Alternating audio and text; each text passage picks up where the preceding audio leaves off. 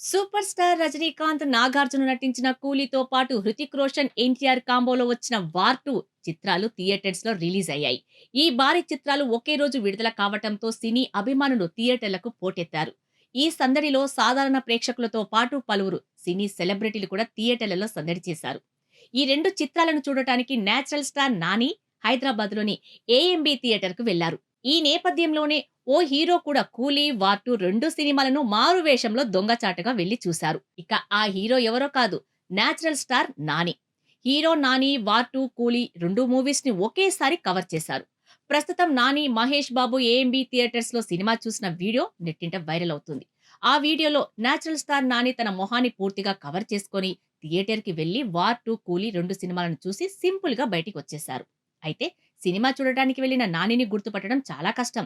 ఎందుకంటే మొహం నిండా మాస్క్ వేసుకొని పూర్తిగా కవర్ చేసేశారు.